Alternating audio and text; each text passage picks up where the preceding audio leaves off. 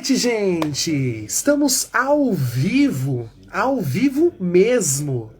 Estamos ao vivo mesmo aqui no Instagram. Para você que está no YouTube da Neo TV, você está vendo uma live gravada. Essa mesma live vai para o YouTube logo mais, né? Então, gente, muito obrigado de verdade pela sua companhia. Muito obrigado de verdade por você estar aqui junto com a gente. Aqui no meu Instagram, ao vivo, né? Arroba 011 Luizão H. É uma live especial que eu não fiz no Instagram da Neo TV, justamente, né, por algumas questões, né, por ser uma live de estreia, em especial, eu decidi, e eu sou o apresentador do programa, eu decidi optar por estar aqui juntamente, né, aqui no meu Instagram, né? Principalmente eu quero pedir perdão por iniciar a live um pouco tempo depois, né? Então estávamos ajeitando o cenário, tudo certo, e hoje nós estamos aqui. E assim como a nossa principal convidada da noite também está aqui, a advogada, criminalista e pesquisadora em criminologia feminista e políticas públicas, Cariline Souza já está com a gente. Boa noite, doutora, tudo bem? Boa noite, tudo bem com você também? Tô bem. Tá tudo certo, graças a Deus, né? E tamo aí, né? Muito obrigado por você ter aceitado o nosso convite, justamente e principalmente por se tratar de um tema que tem abrangido muito, né, a sociedade, um problema que tem trazido uma preocupação, né, do poder público, né, que justamente é a questão da mulher, né? A violência contra a mulher e os direitos que ela tem nos dias de hoje, né?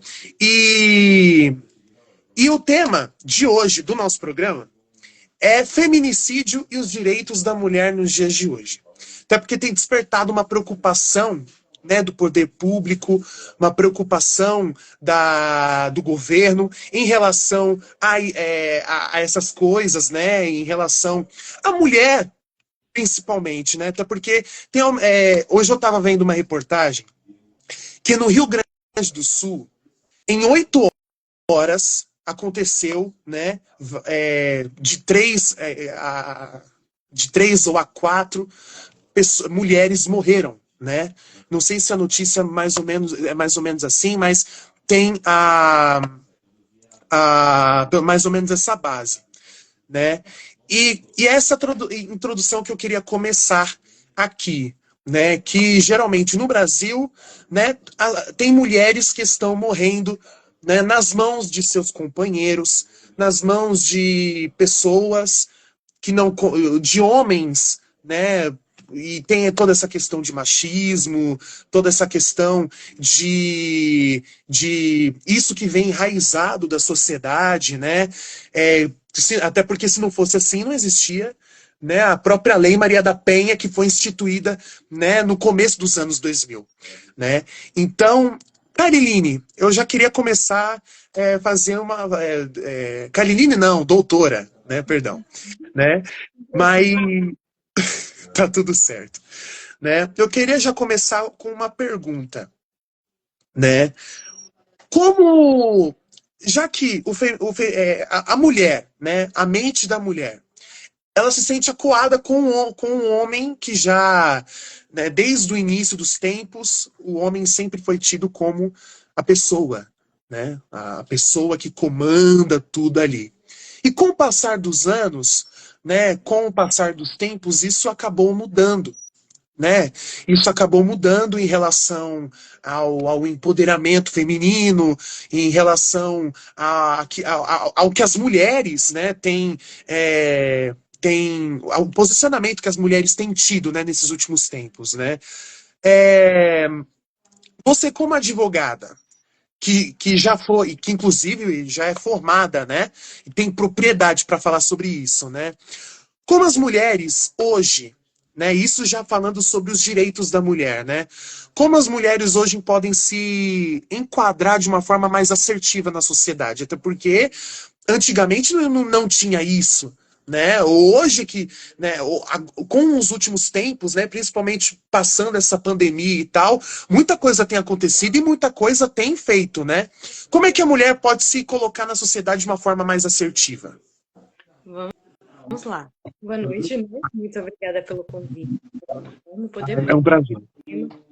Eu gosto tanto, eu pesquiso sobre, faço participação também das mulheres. Eu já tenho um embasamento para falar sobre isso. Vamos começar com a pergunta, então. Respondendo à pergunta, eu acredito que não seja só um trabalho unicamente da mulher. Então, não é só sobre a forma como a mulher se coloca dentro da sociedade. Quando a gente vai falar sobre patriarcado, que é o sistema em que a gente vive dentro da nossa sociedade, ele está muito enraizado em todos nós até, em nós mulheres, principalmente em homens. Então, é um sistema que vem enraizado desde muito tempo atrás na gente. Quando a gente pega e qual que é o posicionamento que a mulher pode ter dentro da sociedade? Eu acredito que é um posicionamento que a mulher já tem. A mulher já se coloca nos lugares, então é algo que precisa aumentar no caso. É continuar se colocando nos lugares de fala, nos papéis como a política, papéis que são mais masculinizados, como na delegacia, num papel como juíza, principalmente dentro do judiciário, que eu acredito que o legislativo e o judiciário são locais muito importantes para as mulheres se colocarem dentro dessa situação, dentro dessa questão, porque é um meio que nós vamos conseguir avançar ainda mais em políticas públicas, justamente para que a gente se coloque como uma mulher empoderada. Mas também não é o suficiente, porque não basta só a gente se colocar num local.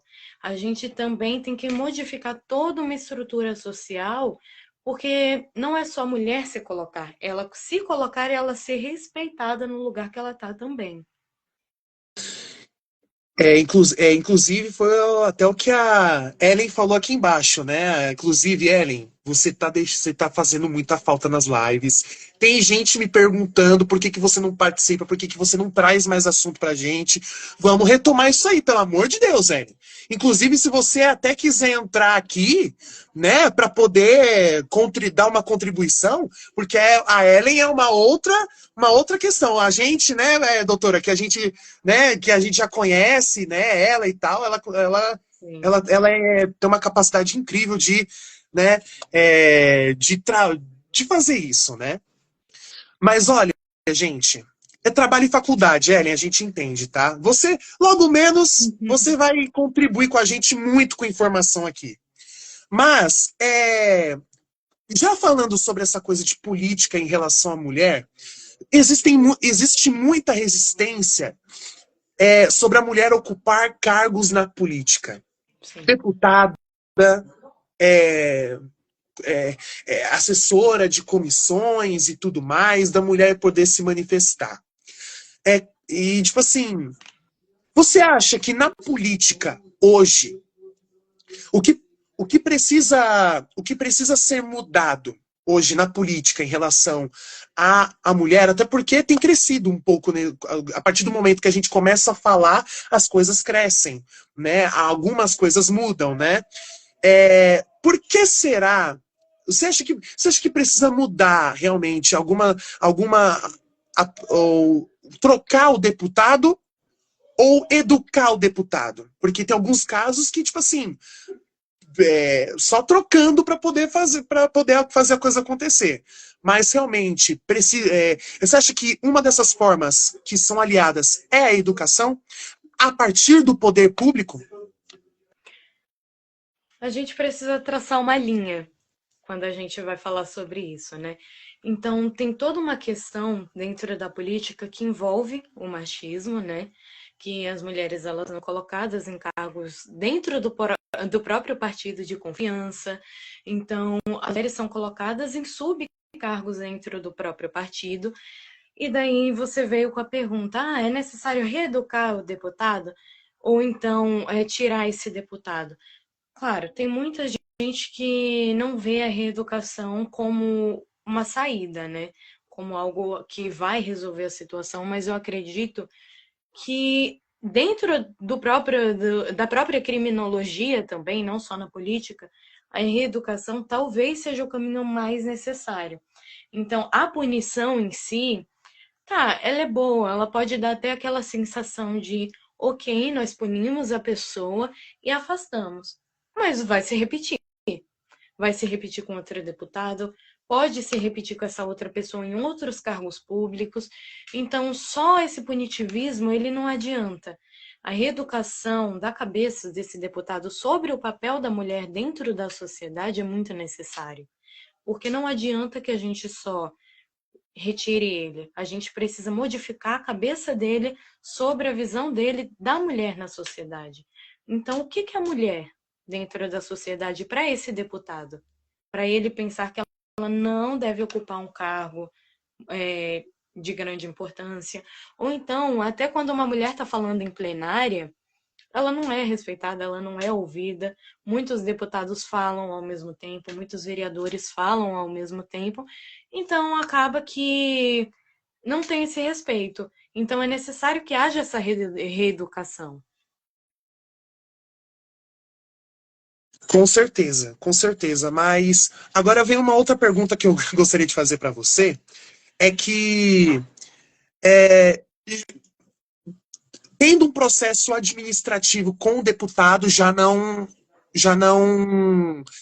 para algumas pessoas já não adiantam, né? Isso aí, tem gente que pensa que trocar o deputado já é tudo certo. Mas,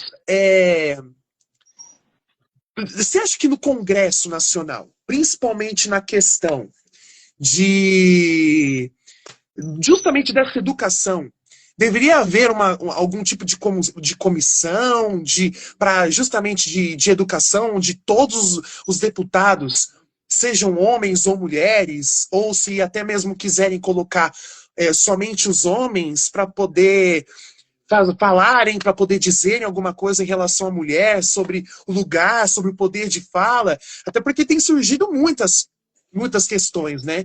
Inclusive com pessoas de outros gêneros, né, que também se envolvem para poder dar um apoio. Você acha que é necessário que chegue até esse ponto ou não? Precisa fazer, ou pelo menos nisso que você falou? Com certeza. Eu acredito que é muito necessário que, claro, haja uma cartilha, mas haja uma aplicação dessa cartilha também para esses deputados, para o legislativo todo em si, porque quem faz as nossas leis?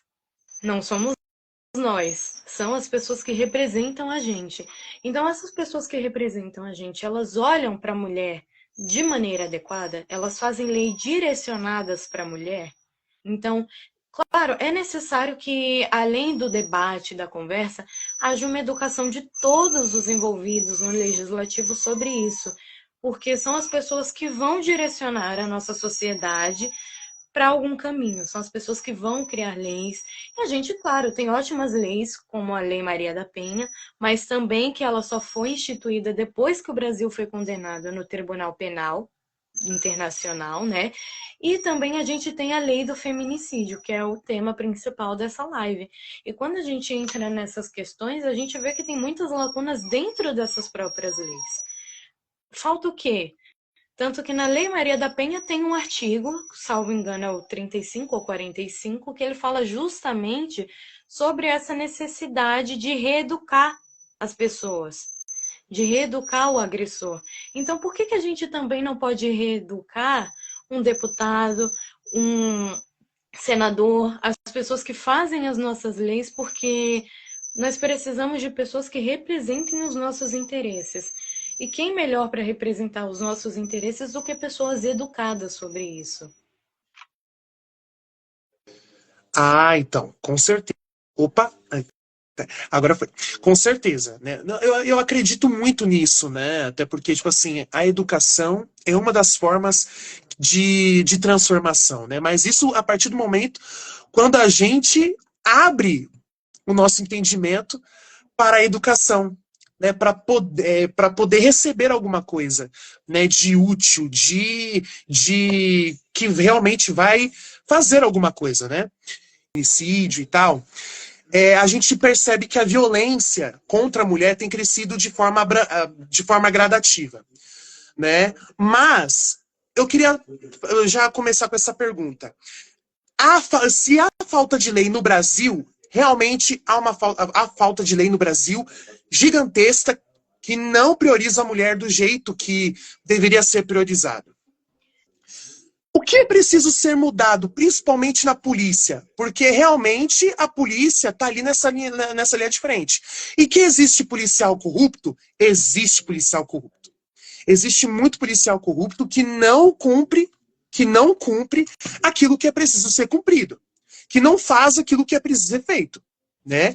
E eu queria ouvir de você, como advogada, como pesquisadora em criminologia feminista, como a delegacia, como a corporação, deve agir em relação a situações em que a mulher se encontra coagida, em relação a feminicídio, em relação à violência contra a mulher, em relação à ameaça, em relação ao não que a mulher dá e o homem continua existindo. Eu queria o seu parecer, né, de como advogado e como pessoa que tem conhecimento de causa. Certo. Um ponto interessante que eu acho que você tocou é justamente se eu acho que há falta de leis, há falta de rigor dentro dessas leis, mas eu acredito que não. Uma coisa que eu gosto de falar é que o nosso Código Penal, ele é muito bom, só que falta a aplicabilidade dele. Então, por exemplo, nós temos leis ótimas, como a Lei Maria da Penha, é uma lei muito bem estruturada. A lei do feminicídio também é uma lei super estruturada, tanto que agora saiu uma nova resolução que a lei do feminicídio, ela enquadra o feminicídio como uma qualificadora do crime de homicídio. Então, nós temos o artigo 121 do Código Penal, e ele fala que matar é crime. E nós temos lá, salvo engano, no parágrafo 1º ou 2º, que matar mulher pelo fato de ser mulher é crime de feminicídio e por isso tem um aumento de pena. Só que nesse ano, recentemente, agora que terminou, conseguimos uma ótima conquista, que foi justamente tirar o crime como uma qualificadora e tornar um crime próprio. Então, parou de ser o artigo 121, parágrafo 2º, e se tornou um crime próprio. E o que isso significa? Antes, a pena base, nós tínhamos a pena base, né, do crime e de homicídio, e daí nós aumentávamos a pena se ele fosse um feminicídio. Agora nós temos o crime de feminicídio, ele pode chegar até 40 anos. Então, de prisão para o agressor. No caso, o homicida, né, o feminicida. Então, eu acho que não falta leis, falta aplicabilidade dessas leis. E daí a gente chega na parte da polícia. O que falta na polícia na hora do atendimento das vítimas, das mulheres que estão dentro dessa situação? Porque começa com a violência doméstica, né? E essa violência ela vai indo em etapas até a gente chegar no ciclo final, que é o feminicídio. Então, o que falta? Eu acredito que falte um protocolo de gênero dentro dessas instituições. No mesmo caso das instituições que produzem as nossas leis, também falta um protocolo de gênero dentro das delegacias. A gente tem delegacias da mulher, mas são poucas. Então, elas não atendem todas as mulheres. Muitas vezes a delegacia está fechada, então tem casos onde essa delegacia não vai atender bem essa mulher, até a própria delegacia da mulher, e daí a gente precisa, no caso mesmo, desse protocolo de gênero. Então, as pessoas que trabalham tanto dentro da delegacia normal, né, que é a nossa delegacia civil, os DPs, quanto a delegacia da mulher, elas precisam ter esse treinamento de gênero, com um protocolo de gênero que vise olhar para a mulher como uma vítima naquele momento. Muitas vezes, quando essa mulher chega na delegacia, ela vira vítima uma segunda vez, porque é entendida de uma forma que coloca ela como culpada de novo. Então, o que você fez para ser agredida? O que você fez para sofrer um abuso? Então, coloca a mulher em situação de vítima 2 vezes, de novo. e que ela sofre psicologicamente com isso. Então, outro fator que eu acredito que seria muito importante é que tivesse um atendimento psicológico dentro das delegacias para fazer um acompanhamento com essa mulher também. Agora você tratou um pouco de atendimento psicológico, né, em relação às mulheres, né, e visto um pouco no Brasil que as coisas que estão começando a mudar agora, né? O que a mulher pode fazer para poder ter um atendimento de um psiquiatra, um atendimento psicológico, porque uma mulher que sofreu violência dentro de casa, uma mulher que sofre uma questão de coação, de intimidação, como eu posso assim dizer, uma mulher que realmente fica coada em casa, é manipulada muitas vezes pelo seu parceiro, manipulada por outra pessoa, né? Por questões até mais graves, né? Como a mulher pode fazer com que como a mulher pode chegar, ter um acesso até um psicólogo através de política pública? Achei bem interessante a pergunta, que muita gente não conhece alguns órgãos que a gente tem, né? Então, um exemplo disso é que a gente tem a Asbrad. A Asbrad, ela faz um acolhimento, muitas vezes ela encaminha a mulher para alguma casa para ela ficar longe daquele agressor, e ela também faz esse acompanhamento psicológico. Tem nessas casas da Asbrad, tem na Casa da Mulher Brasileira também um acolhimento psicológico, um acolhimento também para a mulher ser retirada do local onde ela sofre violência. Muitas vezes a gente não tem essa informação, né? Então, acho que são esses dois institutos os mais importantes na hora dessa procura ali, né? Para um atendimento mais especializado, um acolhimento maior para essa mulher na hora da agressão. E antes também, né? Muitas vezes a violência ela começa de forma psicológica. Então, também é muito importante ressaltar isso, porque a violência de gênero, ela abrange vários setores. É o financeiro, é o psicológico, é a agressão propriamente dita e também é o feminicídio. Eu acredito que para não chegar nesse ciclo do feminicídio, é necessário romper ele antes. E o atendimento psicológico, ele é muito importante justamente nisso, né? Para a mulher ela conseguir se desvincular também desse cenário de agressão. Né, com certeza.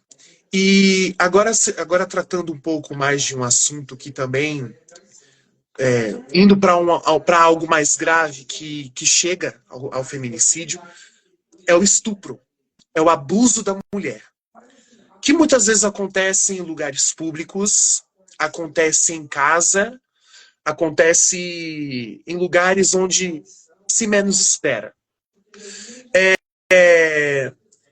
No Brasil, né,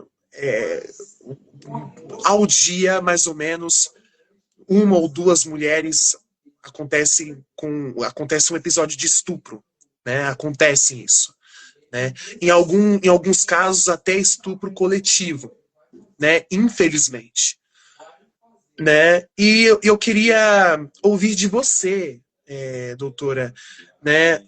O que o judiciário, o que a advocacia, não sei se tem algum órgão, né, do governo que se preocupa justamente em atender mulheres que foram estupradas, porque uma mulher estuprada ela não vai chegar e falar de ímpeto, né? Não vai chegar e falar no momento. Ela vai acolher aquilo para ela e ela começa a viver, tipo assim, ela foi violada. Ela estabeleceu uma linha e essa linha foi ultrapassou essa linha, né? O que o poder, o governo, na sua opinião, tem feito e que se não, o que o governo poderia fazer para poder melhorar esse atendimento às mulheres vítimas de violência sexual? Na verdade, eu acredito que falte, viu? Falte muitos postos especializados, muitas pessoas especializadas também em lidar com essa vítima de abuso, né? Então, às vezes, essa vítima chega lá no hospital e ela não é bem acolhida. o que que essa vítima fez, né? Normalmente a sociedade enxerga dessa forma. O que que essa vítima fez para ter acontecido isso com ela? O que que ela estava vestindo? Então, até dentro do próprio hospital já é essa marginalização da própria vítima. Então, eu acredito que o governo tenha feito muito pouco. Isso não só o governo federal, mas todo o governo federal, né? Não, e isso em relação à vestimenta da mulher mesmo. Porque, tipo assim, a mulher passa na rua com a roupa que ela quer usar, com certeza. Né? Isso não é querendo dizer que a mulher não tem que usar a roupa que ela quer. A mulher tem que usar a roupa que ela quer, sim. Né? E existem pessoas mal intencionadas, pessoas com senso de mau caráter e olham para ela e já acham que beleza, já está pronta e é isso. Né? E a mulher tem sido julgada por muitas vezes em relação à vestimenta, né? Pode continuar, doutor. É só um adendo, né? Muito importante, né? Então, é bem interessante tocar mesmo nesse ponto, né? Porque a maioria dos estupros ocorre em países onde mulheres usam burca. Então, não acredito que seja relacionado com a roupa, é relacionado com o agressor. Mas voltando ao ponto principal, eu acho que falta muito dentro das próprias instituições, faltam muitos projetos, ações do governo, tanto desde os vereadores, que são a base, né, de um município, o prefeito, até o governo federal, que no caso seria o presidente. Eu acho que faltam medidas, faltam programas, faltam projetos, então falta um acolhimento maior para essas mulheres. Eu acho que eu não posso falar com propriedade no caso de dizer, eu acho que tem que ser feito isso, né? Porque o que eu acho que tem que ser feito já começa na base, que é a educação, porque isso gera projetos e os projetos geram medidas legais, acolhimento, gera toda uma nova sociedade com um pensamento redirecionado para essa questão. Então, não é algo fácil de mudar. É algo que ele tem que ser todo reestruturado desde a base. Então, não adianta a gente falar, olha, isso daqui vai resolver, faça esse projeto, vai resolver, vai diminuir. Eu acho que o essencial mesmo é a gente começar mudando ali de baixo, né? Para a gente ir subindo as escadas até a gente acompanhar e chegar ali mais ou menos em uma situação mais favorável para essas mulheres. É o treino dos enfermeiros, é o treino do médico. Como que eles vão lidar com essas pessoas que estão chegando no hospital para serem acolhidas? Como que esses projetos estão sendo direcionados e se eles estão sendo aplicados mesmo dentro de um hospital? Inclusive a Ellen Underline Ops, que é a nossa querida Ellen Souza, né? Ela pergunta, né, ela fala, gostaria de perguntar, e a questão do agressor? Entre o processo penal até o cumprimento penal, é garantido a segurança da vítima? Não, não é garantido, claro. A gente tem, como eu citei ali atrás, a gente tem essas casas de acolhimento que são as Asbrad. Essa casa ela realmente faz esse trabalho de deixar a mulher em um lugar seguro. Mas como não é todo mundo que conhece, né? Então, muita gente, aliás, pouquíssima gente tem acesso a isso e muita gente não conhece essas coisas. Então, quando a gente trata dessa segurança da vítima, a vítima praticamente não tem segurança. A gente tem, claro, aquela lei dentro do Código Penal que fala sobre o distanciamento, a medida protetiva, que é o agressor ficar a tantos metros da vítima, a tantos quilômetros da vítima. Mas a gente sabe que na prática esse distanciamento não ajuda. O agressor, se ele quiser ir até a vítima, ele vai até a vítima, ele não vai respeitar esse distanciamento. Então, não é algo que funcione na prática. Então, na minha visão pessoal, a gente não tem essa segurança da vítima, ela não é garantida de forma alguma. Muitas vezes, até em julgamentos, tem juiz que coloca o agressor junto com a vítima.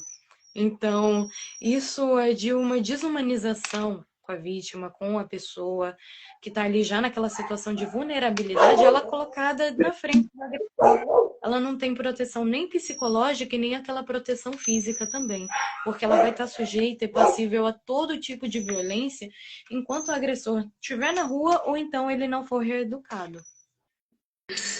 Então você acha que nas audiências, junto com o juiz e a vítima, a audiência deve ser realizada sem a presença do réu? Eu acredito, claro, a audiência, ela é meio extensa, né? Então, eu acredito que seria o ideal. Primeiro a gente escuta uma parte e depois a gente escuta a outra parte. Não porque o réu não vai poder se defender das acusações, até porque o direito de defesa é um direito de todos, né? A gente às vezes não sabe da situação dentro do julgamento, mas colocar a vítima nesses casos de violência, de agressão, de estupro também, porque imagina uma vítima de estupro tá na frente do agressor dela. Então, eu acredito que dentro da mesma audiência pode sim ser colocado os dois separadamente para serem ouvidos. A Ellen também faz uma outra pergunta. E como a sociedade acolhe essa vítima? Então, raramente a sociedade acolhe essa vítima. O que a gente mais tem de exemplo é que quando sai um caso desses, como por exemplo aquele caso de 2020 da Mariana Ferrer, a sociedade, ela não fica do lado da vítima, ela culpabiliza a vítima. Então, é sempre a roupa, é sempre a atitude, é sempre o tipo de foto que posta na rede social. Tanto que no próprio julgamento dela, o promotor estava usando as postagens dela na rede social para falar que ela se insinuava de alguma forma para isso ter acontecido. Então, a sociedade não acolhe a vítima, ela culpabiliza a vítima. São poucas as pessoas, as instituições que olham para a vítima como uma vítima mesmo, e não a culpada da agressão. Até no caso de violência doméstica mesmo. Tem aquela famosa frase de em briga de marido e mulher, ninguém mete a colher. Isso gera alguma agressão, isso gera coisas que a gente tá, uma omissão de socorro, a gente está escutando o casal brigar, está escutando que está tendo uma agressão e a gente não se mete dentro disso, e daí a vítima acaba sofrendo duas vezes mais. Então falta muito assim esse acolhimento. E você também acha que, tipo assim, a legislação deveria penalizar essas pessoas que sabem, que veem, que acompanham, né, o sofrimento da mulher junto com seu cônjuge há muito tempo? E, tipo assim, você acha que a legislação deveria condenar essas pessoas que viram e não fizeram nada? Eu acho que a condenação devia ser a reeducação. Então, por exemplo, você está condenado a fazer um curso que trate sobre isso. Você não pode deixar uma mulher em situação de vulnerabilidade, com certeza. E até no Código Civil nós temos ali, né, a omissão de socorro, no Código Penal, tudo tal. A gente tem essas nuances dentro da nossa legislação que trata sobre a omissão de socorro. Só que é muito difícil ela ser aplicada. Eu acho que uma pena correta nesses casos, da pessoa que se omite dentro disso, seria justamente colocar essas pessoas para se reeducar, mas de forma obrigatória, porque quando a gente coloca uma pessoa falar, ah, não, você está liberado, mas eu recomendo que você veja isso, talvez não seja tão efetivo. Então, acho que condenar essas pessoas a se reeducarem seria muito bom, porque assim elas tirariam esse pensamento de, ah, não vou me meter porque não é comigo. Amanhã pode ser com ela, entendeu? Com uma mulher da família desse homem também que viu a agressão e não defendeu, não ligou para a polícia. Então nós tivemos até um caso recente com um advogado, né? Ele agrediu a companheira dele, arrastou ela para fora pelo corredor, jogou ela no chão, então ela estava sangrando também. E tinham funcionários no corredor que só olharam. Então tem essa questão também. Por que eles só olharam? Porque eles já estão sujeitos a esse pensamento que não é devido a eles se meterem. E como que a gente reajusta isso? Eu acho que condenar essas pessoas a alguma pena de tipo prisão ou de multa não vai resolver o problema. Eu acho que o necessário mesmo é essa redirecionação de pensamento. Tá certo. E, e algo que é mais abrangente também é sobre agora que a gente está passando, agora que a gente está falando um pouco sobre esse processo penal, né? Eu queria saber também se dentro dos presídios hoje Vale a pena um processo de, agora que é também que nós estamos falando sobre educação, né, e tudo mais, vale também para o detento que cometeu algum crime contra a mulher, feminicídio, estupro, agressão, enfim, vale também um processo de reeducação? Porque visto que hoje nos presídios, hoje, o que menos é falado é sobre como, sobre reintegrar essa pessoa de volta à sociedade, reintegrar essa pessoa de volta ao convívio das pessoas e tal, mas mas não se falam tanto sobre a educação no que diz respeito à mulher, sobre os direitos da mulher. Você acha que dentro hoje dos presídios brasileiros deveriam haver pelo menos algum seminário ou algum tipo de discipulado em relação aos direitos da mulher e ao combate ao feminicídio? Com certeza. Então, eu tenho uma segunda pesquisa também sobre isso, né? Sobre qual que é o melhor caminho, que é justamente o punitivismo e as penas alternativas. E daí, tá, ele já tá lá dentro preso. Nós temos no nosso país a Lei de Execução Penal, que é a LEP. A LEP é justamente para garantir que o preso ele tenha uma vida digna dentro do aprisionamento. E também que ele seja reeducado para ele poder voltar para a sociedade, ser reinserido. Mas isso não acontece na prática. Claro, nós temos alguns presídios que oferecem realmente isso, de algum curso para diminuir a pena, ou essa pessoa estuda, mas normalmente não é voltada para essa violência de gênero, não é voltada para essa parte da reeducação. Então, eu acredito que, claro, é essencial que essas pessoas que vejam também se eduquem sobre isso. Mas a principal pessoa para ser reeducada nesse caso é o próprio agressor. Porque a gente vai ali fazer algo que é desconstruir dentro dele essa questão do patriarcado. Porque o patriarcado ele objetifica a mulher, coloca ela como uma posse e também fala que, tipo, esse é o papel da mulher na sociedade, ela tem que fazer isso, ela tem que ser desse jeito, ela tem que agir assim. Então, quando a gente pega o agressor e fala para ele, a mulher, é uma pessoa, não é um objeto seu. A gente vai, faz todo esse redirecionamento na cabeça dele, reeduca ele sobre as questões de gênero, de igualdade também, a gente coloca a mulher como um ser humano dentro da sociedade e não um ser humano passível, e não alguém passível de agressão. Tanto que um exemplo muito interessante até é que alguns anos atrás a gente julgava os crimes de violência doméstica no GCRIM. E o que é o GCRIM? O GCRIM ele é um órgão que ele cuida dos casos de menor potencial ofensivo. Então, o que é a mulher para a sociedade se os crimes contra ela, contra o corpo dela, são julgados dentro desse órgão?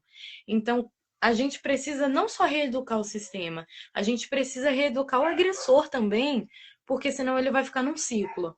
Ele vai, começa um relacionamento, agride essa mulher, essa agressão vira um feminicídio, ele é preso, é condenado, né?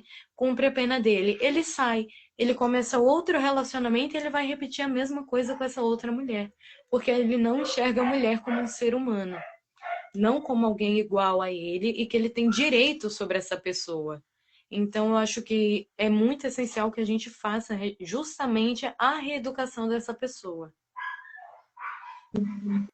Tá certo. E agora, o último tópico, né, que é as escolas do Brasil, as escolas brasileiras.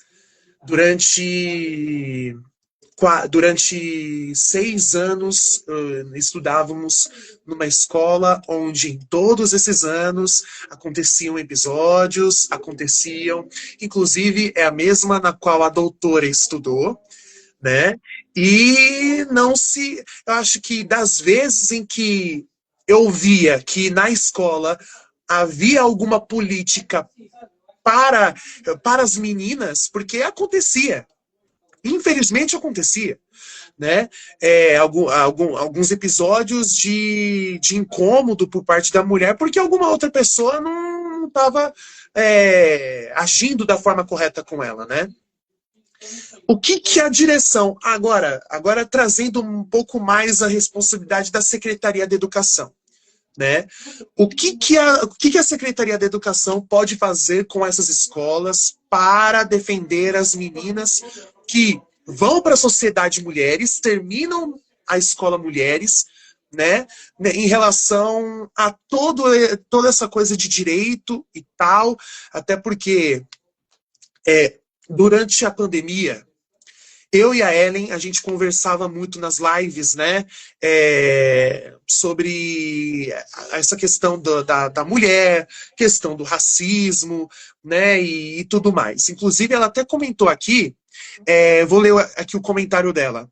Muito mais fácil ensinar a mulher a se vestir do que o homem a se controlar. Realmente, eu concordo com essa fala da Ellen, porque o homem ele já é descontrolado por natureza. Principalmente se tiver uma mulher do lado. Né? Isso, e olha que eu não tô. Isso eu tô falando dos moldes da sociedade hoje. Né? E o que a Secretaria da Educação, que comanda as escolas, né, pode fazer com essas escolas para justamente as meninas terem um apoio maior? Porque câmera no banheiro é impossível. É impossível. Né? Câmera no banheiro é impossível. E olha que alguns casos aconteceram dentro de banheiros das escolas públicas. Isso não estou falando só de Guarulhos, mas em qualquer lugar do Brasil. Garotos invadirem banheiros ou vestiários femininos e fazer o que quiser com uma menina que estava lá dentro. Garotos juntos se juntaram. Garotos canalhas, meninos canalhas, invadiram e fizeram tudo. Isso é notícia. Isso é notícia. Né? Se você for pesquisar no Google, vai aparecer um monte de canalhas, pessoas canalhas, que fazem isso com meninas que não conseguem se defender. Isso também a partir com pais canalhas, pais com pessoas que não conseguem criar uma criança, enxergam uma criança de uma forma que não é para ser enxergada, porque a tarefa do pai é cuidar, a tarefa do pai é acolher, a tarefa do pai é ensinar. Mas um pai que abusa da sua própria filha, um pai com uma falta de caráter sem igual, né? E já que estamos falando tanto da educação, para educar a sociedade em relação às mulheres, o que a Secretaria de Educação, na sua opinião, doutora, pode fazer para que as meninas dentro das escolas possam ser atendidas?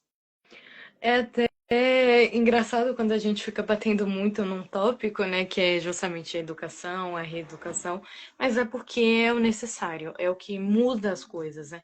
Então, por exemplo, eu estudei na mesma escola que você, então eu vim de escola pública, sou bolsista do ProUni também, então tinha muito incentivo dos professores nessa área, né, da gente testar o Enem, estudar bastante, tentar uma faculdade, justamente porque tem um custo alto, né?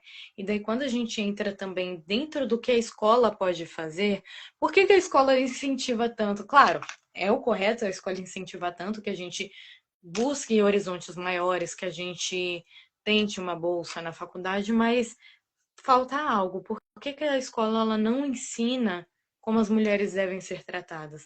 Inclusive, quando a gente está na escola, a gente vai com uma calça rasgada ou algo do tipo, é questionado por que essa menina tá com essa calça rasgada, porque os homens não vão se controlar, os meninos não vão se controlar do lado dela. Por que a gente não está ensinando esses meninos a se controlarem, então? A tratarem essas mulheres como mulheres que são dignas de respeito, independente da roupa que elas estão vestindo. Sobre a Secretaria da Educação, eu acredito que sempre foi falado que vai ter psicóloga nas escolas, né? Não é algo que chega nas escolas para ter esse acolhimento, mas para a gente evitar. Infelizmente, é uma mentira. Isso é uma mentira. Infelizmente, isso é uma mentira. Durante anos nós ouvimos, que vai ter sempre psicólogo na escola. É mais fácil a gente ir no CAPS para conseguir um psicólogo do que ter um psicólogo na escola. Aí eu pego muito no pé do governo nesse momento. Porque o governo, cada vez mais, passa ano, passa eleição, e não acontece nada. Não acontece nada. Principalmente em relação à educação, à política pública. Não tem nada que ampare o jovem, não tem nada que ampare a menina, não tem nada que ampare a mulher. Infelizmente, precisa acontecer tragédias como aconteceu com várias mulheres. Inclusive, eu até vi no Instagram, uma mulher que colocou uma foto dela dizendo que ser agredida, falando que, ó, esse é o amor do homem. Esse é o amor do homem, né? Aí descredibiliza todos os homens bons, mas é o que está acontecendo. É o que está acontecendo. Infelizmente, é o que está acontecendo. Aí o governo não olha para ajudar isso dentro da escola, isso se tratando de educação. Prefeituras que não têm a ousadia de fazer aquilo que é preciso ser feito. Promete só na hora da época eleitoral. Mas na hora de colocar em prática. Doutora, me fala, quanto tempo você já ouviu que vai ter psicólogo dentro das escolas? Há quantos anos você já ouviu isso? Olha, faz muitos anos, viu? Eu estava na escola ainda.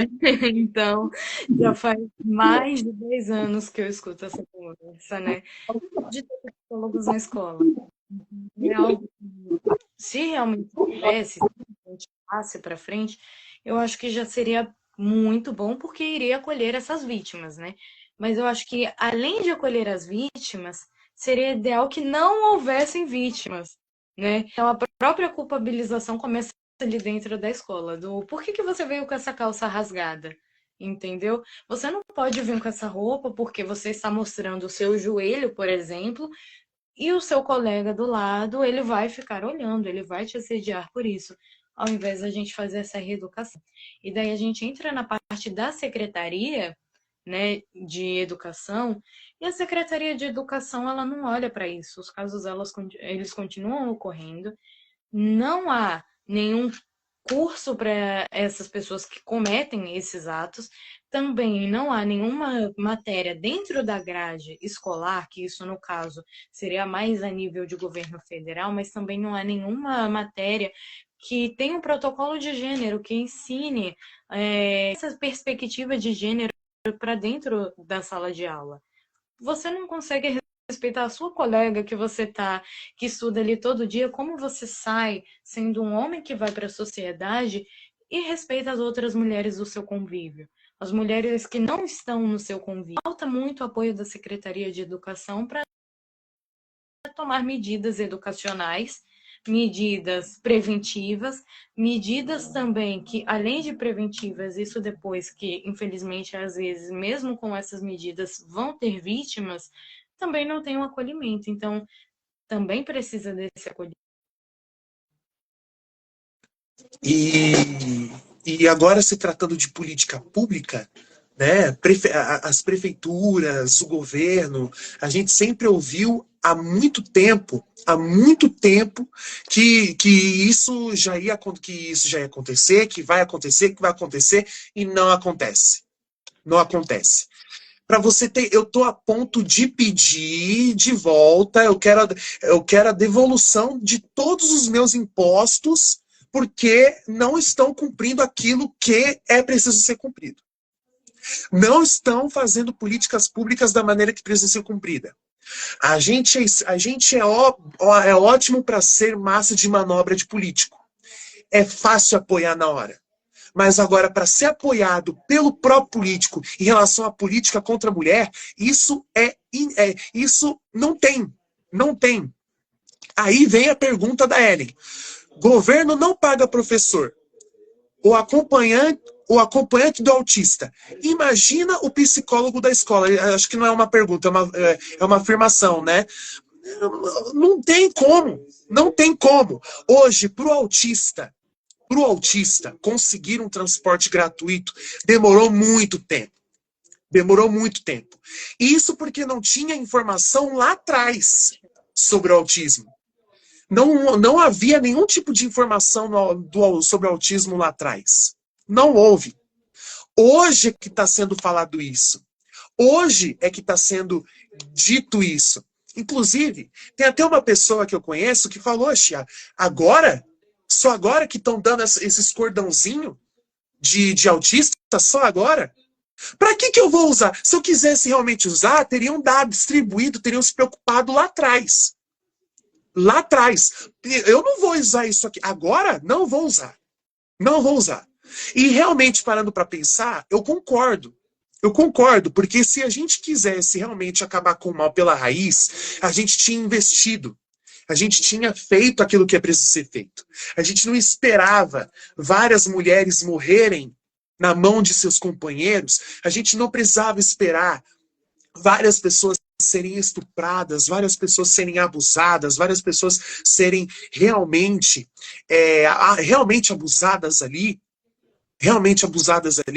para que acontecesse alguma coisa. A gente, infelizmente, o mal do brasileiro é esperar as coisas piorarem para poder fazer alguma coisa, né? E agora, eu queria muito que a doutora desse as suas considerações finais, pois já pois o assunto rendeu e eu queria te convidar para uma outra live para a gente conversar mais um pouco sobre isso, porque é um assunto que abrange muito e outros assuntos também. E outros assuntos também.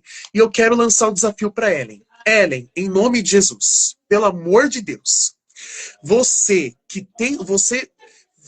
fez mais de 15 lives comigo na época da pandemia, falando sobre racismo, falando sobre direito da mulher, falando sobre direito das pessoas de gênero. Eu quero que você participe. Eu quero que você participe. Por favor. Faz um pouco o trabalho da faculdade antes e eu quero que você participe. Ela comentou aqui. Eu? Não, oxi, você mesmo. Você mesmo. Principalmente ao lado da doutora Kaliline. Ela que tem conhecimento de causa e fala com propriedade tudo isso. Tudo isso.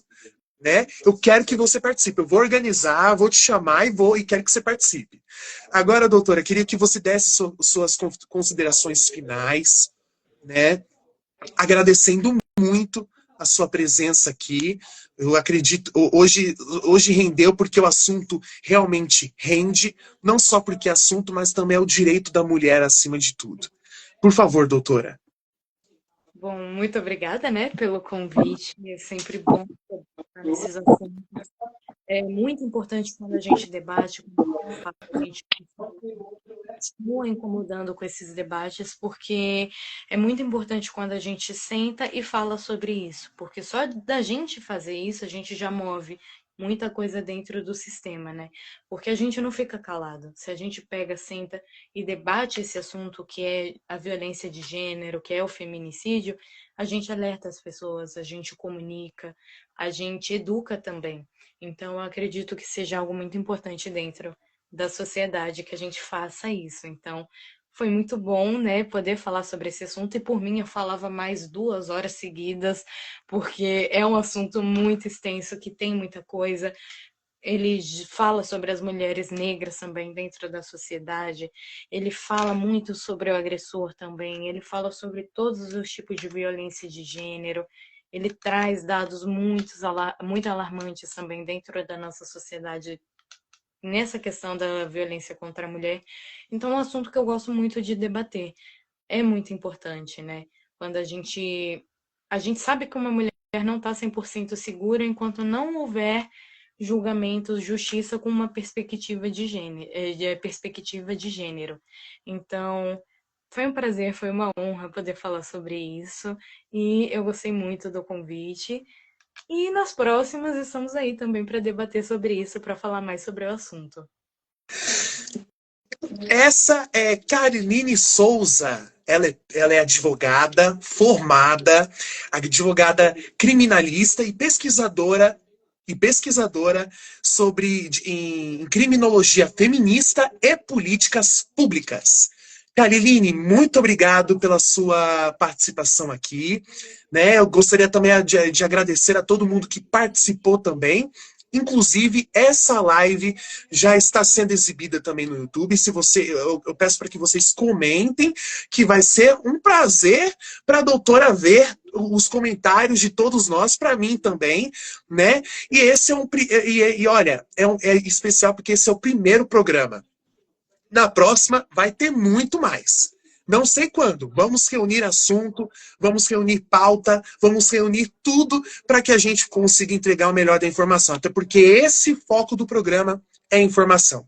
Então, muito obrigado pela sua companhia, pela sua audiência até aqui. Obrigado à doutora por participar, por ter aceitado o nosso convite. E lembrem-se, se inscrevam em nosso canal, deixem aí a sua curtida e comente sobre políticas públicas, sobre o que o governo pode fazer para poder melhorar em relação às mulheres. O que as escolas possam fazer, o que as prefeituras, prefeitos possam fazer. Né? E se você sofreu de algum tipo, não se cale, pelo amor de Deus. Falem. Falem porque é excepcional. Excepcional. Combatermos isso pela raiz. Um não é não. Um sim, da mesma forma que um sim é sim. Tá? E não pense que o cara vai mudar. Começou uma vez, chega. Chega. Esse é um assunto bem interessante para outra live também, do porquê a mulher não consegue sair desse ciclo de agressão. Um não é não e um sim é sim. Próxima live, a gente vai conversar um pouco mais sobre isso. Vamos reunir pautas e a Caroline tá mais que convidada para a próxima live para a gente poder conversar um pouco sobre. Tá bom, Caroline? Fica assim o convite? Com certeza. Amém, então. Gente, muito obrigado pela companhia, pela audiência de vocês. Esse foi o nosso programa de estreia do Tribuna Livre e eu peço para que vocês curtam, comentam, compartilhem, sigam e tá tudo certo, tá bom? Muito obrigado, um beijo muito grande no coração de vocês e a gente se vê no nosso próximo Tribuna Livre. Até mais.